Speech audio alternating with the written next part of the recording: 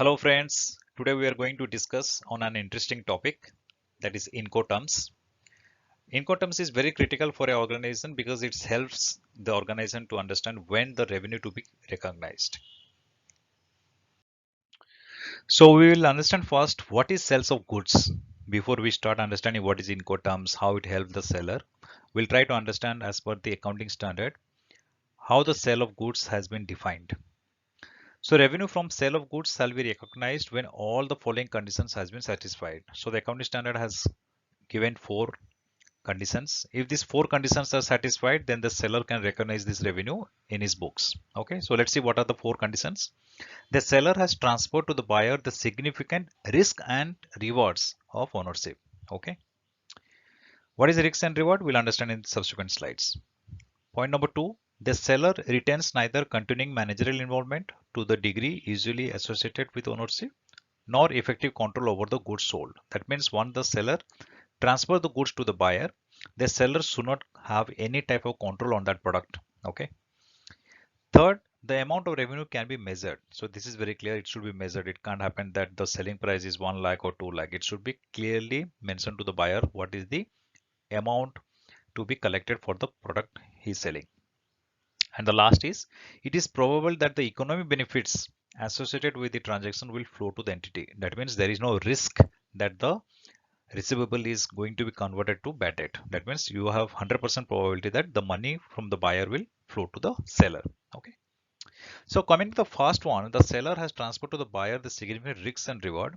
This is one of the critical point which will help the seller to understand at what moment the revenue has to be recognized. Okay.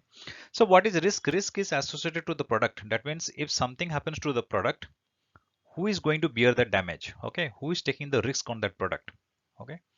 So the risk transfers, the revenue is recognized. That is a complete fundamental of recognizing the revenue. Okay. So let's take a quick example. If you as a buyer, you are going to a TV shop, you are selecting one of the TV which you want to buy for your house. Okay. Then you talk to the seller saying that, okay, you please transport this TV to my house. Okay. The transport is arranged by the seller. The TV comes to your house. And as you have discussed with the seller or with the shopkeeper, he will fit the TV in your house. That means the installation work is with the seller. Okay. So the seller deputes his service guy. He come to your house. He installs the TV. Okay. So once the installation is done, the seller job is completed. Correct. After that, the customer can watch the TV and take the benefit of the product. Okay. So now the point here is that when the seller should recognize the revenue, when you selected the product at his shop, or as per the contract or as per the agreement with you, the installation is done at your home. Okay. So here if you see, once installation is complete, the risk and reward is transferred to the buyer. The seller will not have any control on the product after installation. That means once the installation is done at your home, you are going to use the product. The seller has no right to transfer that product to some other customer or going to do any type of activity relating to that product. Correct? Because the ownership and the control has been transferred to the buyer. Third, seller recognize the revenue after TV is installed. Okay. So the seller is not going to recognize when the TV is sold at his shop, whereas it is recognized only when the installation is completed at the buyer location, because it is as per the agreement. If the buyer would have agreed that, okay, the buyer will be installing by himself, then in that case, the risk and reward will transfer at the shop itself when the TV is going out of the shop. But here, as the agreement is that the installation has to be done by the seller, then once the seller completes the installation, then only the seller can recognize the revenue. Now coming to the corporate part, we need to understand at what point of time the risk and reward of ownership is transferred from seller to buyer. Okay. So the previous example, what we talked about, a television is a very small business and we can do one-to-one study and find out where the seller is transferring the risk and where the buyer is taking the risk. But when it comes to big business, a big corporate, okay, where crores of turnover is there every day, how do we recognize the revenue in those situations? Okay. So in that time, we can't go transaction by transaction and see that where the risk is transferring, correct? So to have all doubts clear, there is a concept which is introduced, which is called as Incoterms. Okay. So what Incoterms talk about, we'll understand now. So Incoterms is the contract. In the contract, you can find this particular wordings, okay, which will define that when the risk and reward will be transferred. Okay. So if you see Incoterms, generally there are 5 Incoterms which are used. There are many others also, but these are the common 5 used. First is X work. Second, free on board, or in short we call it FOB. Third, carriage, insurance and freight. In short, it is called as CIF. Fourth, delivery excessive, that is called as DES. And the last, delivered duty paid, DDP. Okay. So these are the few Incoterms used in the contract. Okay. It can be in your purchase order or it can be in your agreement. So based on these Incoterms, we can understand that at what moment the seller can recognize the revenue. So let's go to the next slide and understand that at what moment in each Incoterms the risk and reward is transferred. Okay, now let's try to understand that for each Incoterms when the risk is transferred to the buyer so that the seller can recognize the revenue in his books. Okay. So as we talked before, there are 5 type of Incoterms, majorly 5 used. Okay. So the first one is X work, and generally this is used in domestic sales. That means if you are selling any product within the country. Okay. So what happens in X work? Goods are collected from the seller's premises by the buyer who arranges for delivery to the buyer's premises. That means the buyer takes the responsibility to collect the goods from the factory gate of the seller. Okay. So by this definition, it is very clear that from the factory gate, the buyer takes the responsibility. Okay. So when the seller can recognize revenue in case of X work, when the buyer takes goods from the seller's premises, generally revenue is recognized when the goods are moved out of factory gate. So once the goods are moved out of the factory gate, the buyer takes the responsibility to take the goods to his own premises. Correct. So X work is very clear that once it moved from the factory gate, the revenue is recognized. Now coming to the second one, free on board. These are the terms generally used when the company exports the product. That means when it goes to another country. Okay. So if you see the definition here, goods are delivered by the seller to a named port of shipment, providing export clearance where required. That means the seller take the responsibility to transfer the goods till the port. Correct. From the port, the shipping company or the transporter will take over the goods. Okay. So when the risk and reward transfers, when the seller can recognize revenue in case of FOB, when the goods are delivered over the ship's rail at the port of shipment, bill of lading issued by the carrier is the document used as proof of risk transfer. That means it is very clear. In case of FOB, once the goods are handed over to the carrier or the shipping company, they will issue the bill of lading, and this bill of lading date will be the date on which the risk and reward will be transferred. That means on that day only you can recognize the revenue. So for example, if a manufacturer transfers the goods from the factory gate to the port on 30th of or end of the month, and by 30th if the bill of lading is not issued and the bill of lading is issued on the next day, that is first of the next month, then the risk transfers only on first of the next month. So on 30th you can't recognize the revenue. Okay. Coming to the third one, carriage, insurance and freight. Okay, so if you see the difference between FOB and CIF, there is no major difference. The difference is that the insurance and freight cost is borne by the seller. Okay, and many of people they get confused between FOB and CIF when it comes to risk transfer. Actually, the risk transfer is same in case of FOB and CIF. That means once you get the bill of lading, the revenue is recognized. Okay, many have a confusion that in case of CIF, as the seller takes the insurance and freight cost, the risk is transferred only when the ship reaches the other country's port. That is wrong. The concept of transfer of risk is same. Whatever is applicable for FOB, the same is applicable for CIF. Only from the cost point of view, the cost is incurred by the seller in case of CIF, whereas in FOB, it is the buyer who will be taking care of the insurance and freight. Otherwise, if you see on the risk and reward side, the concept is same for both cases. That means the bill of lading date is the date on which the sales has to be recognized in both the Incoterms. Then coming to delivery exceed, goods are delivered by the seller to the port of destination. Okay, so here the goods arrived at the post of destination, and there only you can recognize the revenue. That means when the goods are on the ship, you can't recognize the revenue.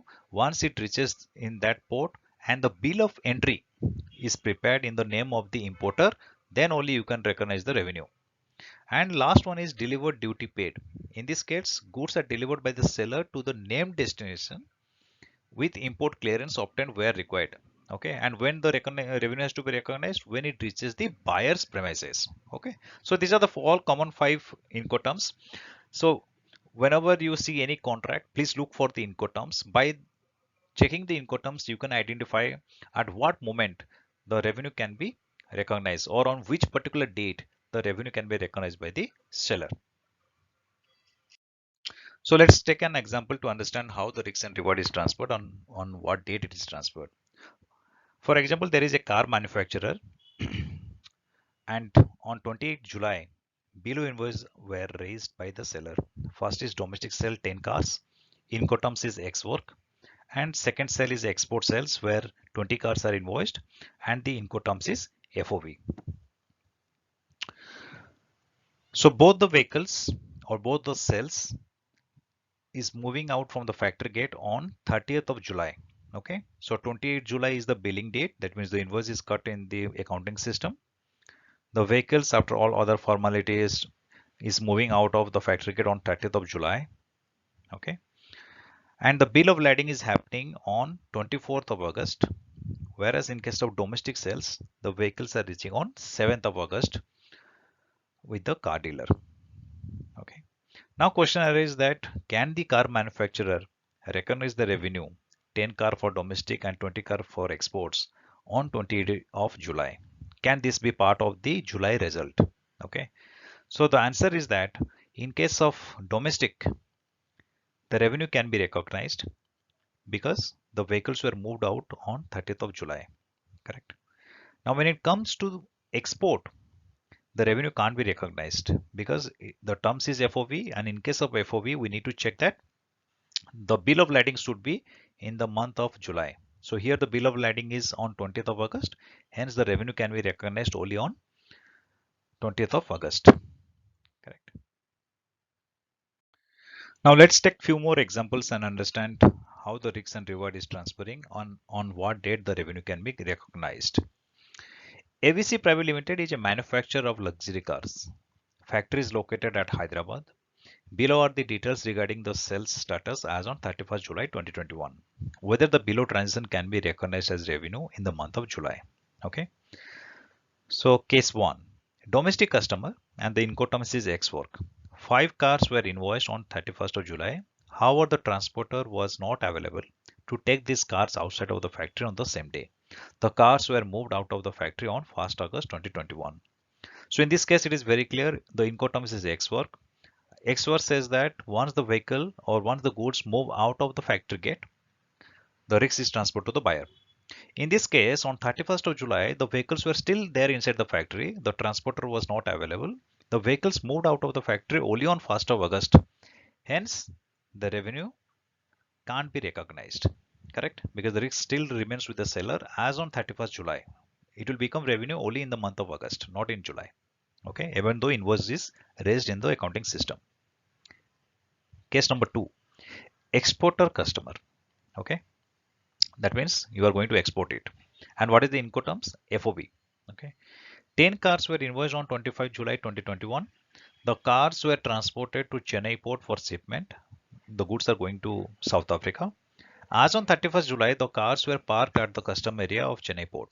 Okay, the bill of lading document was issued on 2nd August 2021. That means by 31st July, the goods are still lying at the port, and the bill of lading is issued on 2nd of August.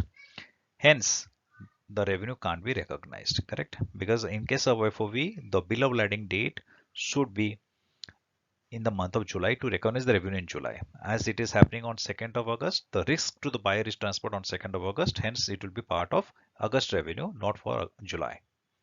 Last, domestic customer, X were Incoterms. Okay, 20 cars were invoiced on 29 July and moved out of the factory gate on the same day.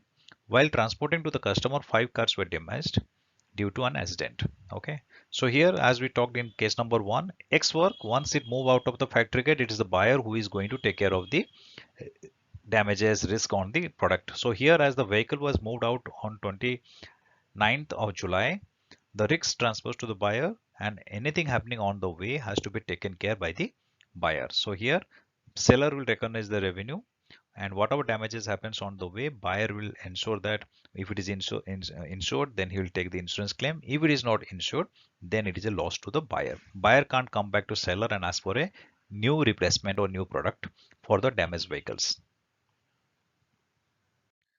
Now let's understand the accounting entries as we saw in the previous slides, when the revenue to be recognized, when the risk transfers to the buyer.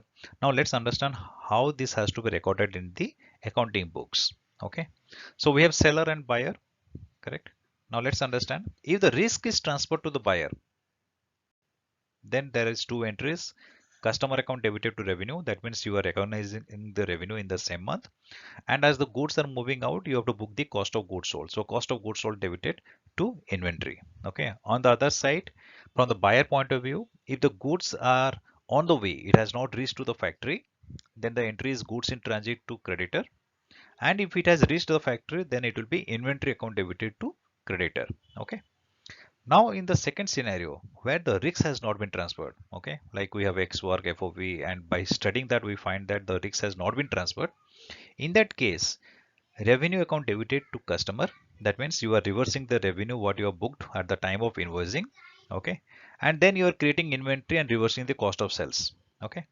So here the above entries are posted to reverse the impact of revenue recognized at the time of invoicing. Because when you are invoicing, system would have posted entry is revenue recognized and inventory reduced. So now we are reversing the both impact.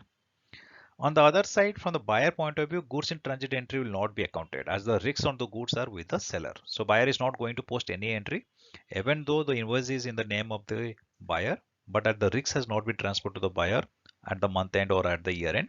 So the buyer is not going to post any accounting entries. So that's the end of the session. Hope you liked this session, and please share with your friends, like this video, subscribe the channel so that you can get updated about my future presentations. Thank you.